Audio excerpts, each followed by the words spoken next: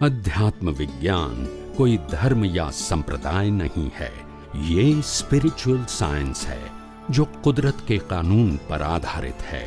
ये विज्ञान पूरे ब्रह्मांड के सभी रहस्यों को उजागर करता है और जीवन के सभी पहलुओं को समझने के लिए एक नई दृष्टि देता है। इसी को आर्ट ऑफ विजन कहते हैं, दुनिया को देखने की एक नई दृष्टि, जो अध्यात्म विज्ञानी परम पूज्य स्वामी श्री कमलेशानंद जी के निर्देशन में सनातन सत्य का अनुसंधान कर हमारे जीवन को प्रकाशित करे। जय सच्चिदानंद। स्वामी जी, आपने कई बार बताया कि ये जितना मन वचन काया का संचालन है ये कुदरत करती है, मान लिया। और आप ये भी कहते हैं कि सारे संयोग कुदरत जुटाती है। तो जो कॉमन मैन तो ये समझता है कि मैं एक्स से मिला ये संयोग हो गया, और जो है वाई मेरे से मिला ये संयोग हो गया, आज मेरे पैसे मेरे पास में आ गए ये संयोग आ गया। लेकिन इसके पीछे साइंस क्या है? संयोग की साइंस को थोड़ा विस्तार से बताइए और उदाहरण देकर के बताइए, ताकि कि कॉमन मैन को स्पष्ट हो जावे। क्योंकि संयोग समझ में नहीं आएंगे तो कुदरत समझ में नहीं आएगी। तो इसीलिए संयोग के साइंस को आप गहराई से अध्यात्म विज्ञान की दृष्टि से कृपया कॉमन मैन की दृष्टि से समझाने का जो है कृपा करें। जय सच्चिदानंद। प्रश्न के लिए धन्यवाद। बहुत सुंदर बात है कि कैसे हम अपने जीवन के अंदर जो जो अवस्थाएं आती हैं, जिसको हम संयोग कहते हैं, वो संयोग किस प्रकार से साइंटिफिक प्रोसेस से आता है। इनका फॉर्म जो होता है वो फाइनल फॉर्म के पीछे साइंस क्या है। सबसे पहली बात तो ये है, साइंस समझने के लिए हमारा सबका शरीर तो कुदरती रचना ही है, और शरीर का क्रिएटर, ऑपरेटर, डिस्ट्रॉयर कुदरत है। ये सभी शरीरों का कॉमन प्रिंसिपल है, इसमें कोई विशेष या स्पेशलिटी नहीं है। अभी आता है शरीर का रोल, जिसमें एक दूसरे को मिलना और कर्मों की भुगतान करना, थोड़े समय के लिए या लंबे समय के लिए, पाप का या पुण्य का, या तो मन वचन काया की अवस्था का कर्मों की भुगतान करना। तो ये संयोग कैसे बनता है? तो जिस प्रकार से आपको कर्म की जो भावना होती है, भाव, intention in a previous birth, उसी के रिजल्ट के रूप में हमारा मन बना हुआ है, वो तो ऑटो मोड से निकलता है। मगर मन के प्रोसेस के बाद, मन बुद्धि चित्त अहंकार के अंतस्करण की प्रोसेस के बाद जो प्रोडक्शन हुआ स्पीच और एक्शन का, जो कुदरत के पास गया, वो कुदरत हमको स्पीच और एक्शन के संयोग देती है। उसमें व्यक्ति भी आती है और संयोग भी आता है कि कब गुस्सा करना है, कब प्रेम करना है, किसी के साथ करना है, कब करना है, कौन सी जगह पे करना है, ये सब कुदरत तय करती है आपके कर्मों के, पिछले अवतार के कर्मों के मुताबिक। और आज आपके मन वचन काया या दुनिया की कोई भी व्यक्ति के मन वचन काया, प्लेयर के अलावा उनके कोई सेपरेट रोल नहीं है। तो दोनों प्लेयरों को मिलाना और एक्शन करवाना, ये कुदरत का काम है, बिकॉज ऑफ कर्म। अभी कई लोगों को लगता है कि भी क्या कुदरत का इतना पावर है कि मेरे को जानबूझ के झूठ बुलवाता है, मारामारी करवाता है, अच्छा काम करवाता है, बुरा काम करवाता है, क्या मेरे हाथ में कुछ नहीं है? तब कुदरत कहती है कि जब प्लेयर और प्लेयर को जिंदा रखने का संजोग भी मैं देता हूं और अवस्था भी मैं बनाता हूं, तो तुम्हारे पास कौन सी शक्ति हो सकती है? तो मनुष्य प्रश्न करता है, क्या सब कुछ तो हम करते हैं, विचार भी हम करते हैं, बोलते भी हमें, क्रिया भी हम करते हैं, धन इकट्ठा करते हैं, शादी भी हम करते हैं, बच्चे भी हम करते हैं, और साधन संपत्ति सत्ता हम सजाते हैं, बनाते हैं। ये तो हमारी आंखों के सामने होता है, तो वो हम नहीं करते हैं, कैसा मानेंगे? तब कुदरत कहती है, हे इंसान, ये जो इंसान के रूप में जो शरीर है और शरीर की सभी अवस्थाएं हैं, वो मेरी तो है। आप मानते हो मेरी है, मैं शरीर हूं और मन वचन काया मैं चला रहा हूं, आप मानते हैं, वो ही तो भ्रांति है। आप न शरीर हो और न ही शरीर को चलाने वाले हो और न ही अवस्थाओं को बनाने वाले हैं और न ही अवस्थाओं को अंत करने वाले हो और न ही शरीर का अंत करने वाले हो। कोई भी कंट्रोल कोई भी ह्यूमन के पास नहीं है। मगर भ्रांति से लगता है कि मन वचन काया चलता है, वो मैं चलाता हूं, क्योंकि मन वचन काया ही मैं हूं। तो ये भ्रांति का ज्ञान है। वास्तव में कुदरत का कानून साफ है कि आपने आत्मा की, चेतन की हाजिरी में जो कुछ भाव किए हैं, वो भाव का फल देना, वो मेरी ड्यूटी है। क्या है? ड्यूटी या रोल है। और वो देना ही पड़ेगा। तो मैं अपनी ड्यूटी बजा रहा हूं आपके कर्मों का फल देने की। मेरे पास भी किसी को सुख दुख देने की, अच्छा बुरा संजोग देने की स्वतंत्रता नहीं है, क्योंकि कुदरती रचना कहती है वो भी कानून के ऊपर आधारित है।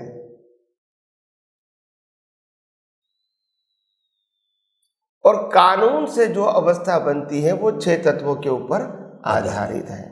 तो कोई भी अवस्था 6 तत्वों से बाहर नहीं है। मन वचन काया भी 6 तत्वों से बना है और ब्रह्मांड भी 6 तत्वों से बना है। इसीलिए कहा जो पिंडे सो ब्रह्मांडे और ब्रह्मांडे सो पिंडे। तो पिंड और ब्रह्मांड में तत्व के रूप में कोई डिफरेंस नहीं है, अवस्था के रूप में है। तो सबसे बड़ा फंडामेंटल अज्ञान ये है कि कुदरत कहते हैं तुम चेतन हो, अविनाशी हो, अनंत शक्ति वाले हो, और तुम्हारी हाजिरी में अज्ञानता के वश जो कर्म बनते हैं रिलेटिव सत्य की वैल्यू के, चाहे वो राग है या द्वेष वाले, उसी का मैं फल देता हूं। हालांकि तुमको उससे कोई मतलब नहीं है, मगर तुम मानते हो और उसी का मैं फल देता हूं।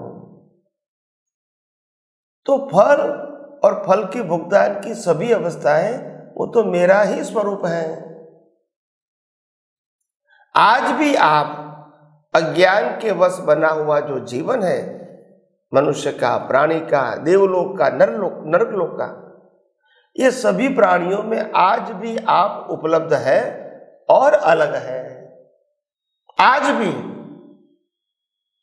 मगर क्योंकि अज्ञान मान्यताओं से, मिथ्या ज्ञान, मिथ्या दर्शन, मोहनीय कर्म से जो आपका ज्ञान दर्शन के ऊपर जो आवरण आ चुका है, इसी वजह से आप वास्तविकता को समझ नहीं पाते हैं और भ्रांति के ज्ञान से मालिकी भाव, कर्ता भाव और भोक्ता भाव करते रहते हैं, कर्म बनते रहते हैं और कुदरत कर्म के फल स्वरूप जन्म मरण भी देते रहते हैं। तो इसमें कोई वो बात नहीं है कि हमारी कोई बड़ी गलती हो गई है। हमारी गलती ये हो गई है कि शरीर हम नहीं है, मगर वो मानना आम आदमी के लिए डिफिकल्ट क्यों हो गया? क्योंकि शरीर 24 घंटा हमारे साथ रहता है, बाकी सब चीज़ें हमारी हो सकती है मगर 24 घंटा हमारे साथ नहीं रहती है। तो कुदरत कहते हैं आपको सिंपल समझना है कि आप कहते हैं कि मकान मेरा है मगर मैं मकान हूँ, ऐसा कभी बोलते हैं? नहीं। कार मेरी है वो कहते हैं, मैं कार हूँ बोलते हैं? नहीं। मगर यहाँ गलती हो गई, शरीर मेरा है और मैं ही शरीर हूँ, बस ये गलती हो गई। मेरा बोलने से तकलीफ नहीं है क्योंकि तुम्हारे पास है मगर तुम एक नहीं। मकान तुम्हारे पास है मगर तुम मकान, कार तुम्हारे पास है मगर तुम कार नहीं, ऐसे शरीर तुम्हारे पास है मगर शरीर नहीं है। मगर यह गलती हो गई।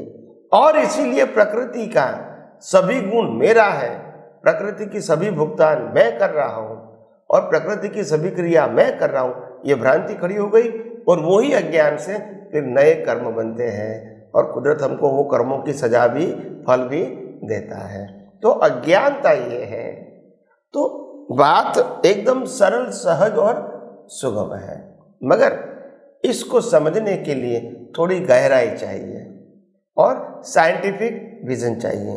वो समझने के बाद ये विज्ञान समझना आपके लिए बहुत आसान है क्योंकि ये तो दिखता है जैसे उल्टी रिलेटिव सत्य से रिलेटिव दृष्टि से रिलेटिव सत्य दिखता है, ऐसे सनातन सत्य की दृष्टि से सनातन दिखता है। इसमें कोई विशेषता नहीं है। दृष्टि परिवर्तन वो इम्पोर्टेंट है, दृश्य परिवर्तन इम्पोर्टेंट नहीं है। और व्यवहार में तो हम सबको मालूम ही है कि आज शादी करते हैं और आज से ही मालूम हो जाता है कि ये मेरी धर्मपत्नी है और ये मेरा पति देव है, आज से ही चेंज हो जाते हैं। तो बाद में वही दृष्टि से व्यवहार होता है तो वहां तो समझ में आता है कि दृष्टि परिवर्तन हुई, मगर यहाँ दृष्टि परिवर्तन होती है मगर मालूम नहीं होता है। बस यही तकलीफ है और यही अज्ञान है। और इसलिए ये अज्ञान को मिटाने के लिए ये आध्यात्म विज्ञान है। प्रकृति को बदलने के लिए, सुधारने के लिए आध्यात्म विज्ञान नहीं है। दृष्टि को बदलने के लिए, दृष्टि को सुधारने के लिए और दृष्टि को साइंटिफिक बनाने के लिए ये आध्यात्म विज्ञान है। जैसे जैसे समझ में आएगा आपको समझ में आएगा कि विज्ञान सहज, सरल और सुगम है। आपका बहुत बहुत धन्यवाद, आपके प्रति कृतज्ञता। स्वामी जी, आपने बहुत सुंदर रूप से सब चीज़ बताया है और हमने ये जो है वो जानकारी में आया है द्रव्य, क्षेत्र, काल, भाव और भव, ये 5 समवाय होते हैं। और कई लोग जो है वो पुरुषार्थ और इस तरीके के 5 भावों को काल, स्वभाव, कर्म, पुरुषार्थ और नियति मानते हैं, दोनों एक जैसे हैं। ये भी जो है वो संयोग से साथ जुड़े हुए रहते हैं, तो ये भी अपना काम करते हैं। तो कृपया ये संयोग की इस थ्योरी द्रव्य, क्षेत्र, काल, भाव और भव, इसको भी समझना जरूरी होता है, तभी हमारी चीज़ समझ में आएगी। आखिर ये क्या है, ये बार बार बताए जाते हैं और डे टू डे हमारे काम आते हैं, मिनट टू मिनट काम आते हैं, ये हमारे साधन है। तो थोड़ा कृपया इस पर भी अध्यात्म विज्ञान की दृष्टि से प्रकाश डालिए। सबसे पहली बात है कि ये द्रव्य, क्षेत्र, काल, भाव और भव एक साइंस है और साइंस के आधार से अवस्था होती है। अवस्था के पीछे साइंस है जो हम नहीं जानते, तो शास्त्र ने बताया कि ये कार्य हुआ, इसके पीछे क्या है। द्रव्य भी है, क्षेत्र है, काल हो, भाव है और भव है। तो कोई भी अवस्था के पीछे ये 5 चीजें होती है। समवाय कारण, क्या बताया? समवाय कारण। समवाय का मतलब होता है ये कार्य होने का फंडामेंटल रीजन। फंडामेंटल मतलब लॉ ऑफ नेचर। कॉज तो आपका है, कॉज कुदरत का नहीं है, मगर कुदरत को कॉज को इफेक्ट में लाने के लिए ये 5 समवाय कारण से कार्य करती है, साधन है उसके। हाँ, तो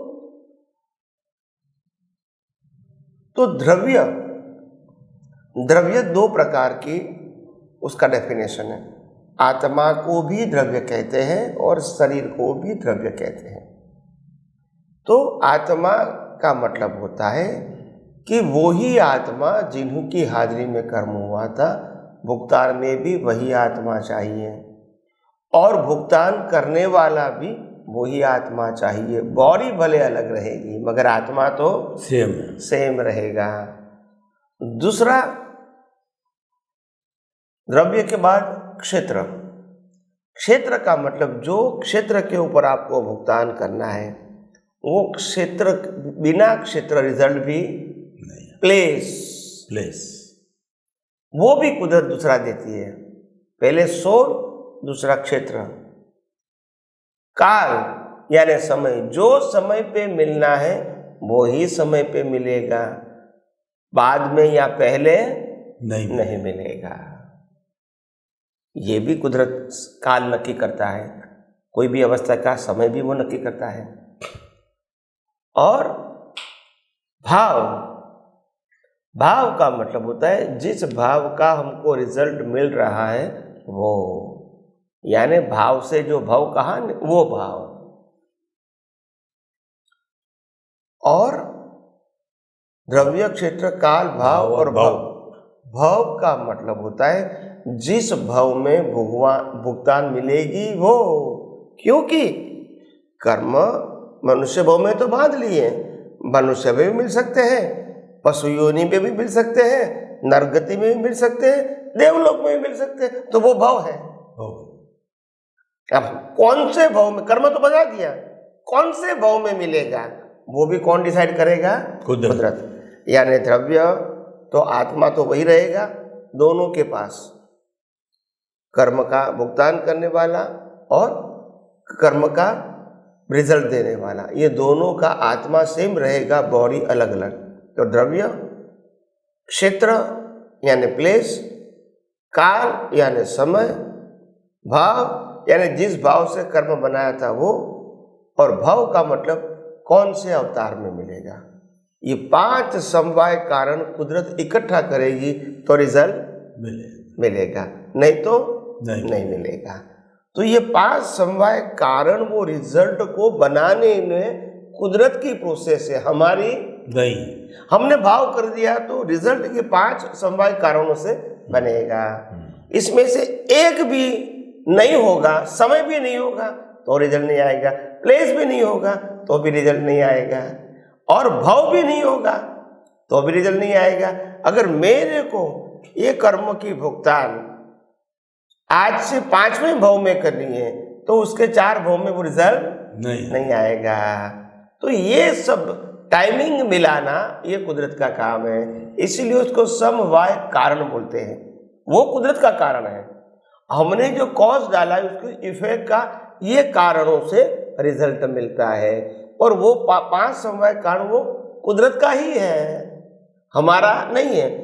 हमारे कर्म के रिजल्ट के लिए ये प्रोसेस साइंटिफिक बनाने के लिए ये बताई है, ताकि लोगों को समझ में आया कि इनके पीछे भी साइंस है, कोई रैंडम नहीं है। तो ये बताने के लिए कहा है। मैं समझता हूँ आपको ये 5 समवाय कारण का क्या रहस्य है वो धीरे धीरे आपको समझ में आ गया। स्वामी जी आपका बहुत बहुत धन्यवाद। जो मैं समझा द्रव्य, क्षेत्र, काल, भाव को, ये 5 जो है आपने जो कॉज बनाए उसका इफेक्ट देने के लिए ये कुदरत के द्वारा इनके साधन है, घटक है, इनकी पूरी प्रोसेस का जो है ये सारा जो है उसका डिटेल है। और हम देखते भी हैं कि एक बच्चा जो है 10वीं क्लास में 2 बार, 4 बार, 5 बार पढ़ता रहता है, वो हिम्मत नहीं हारता है, 6ठी बार में वो फर्स्ट भी आ जाता है, क्योंकि ये 5 समवाय जब मिलते हैं, जब कोई भी कार्य घटित होता है, हमारी सत्संग भी चल रही है तो ये भी उसी के अधीन है, तभी घटित हो रही है। स्वामी जी ये लॉजिकली, साइंटिफिकली एकदम सही नजर आता है। आपके प्रति बहुत बहुत धन्यवाद, कृतज्ञता, और जय सच्चिदानंद।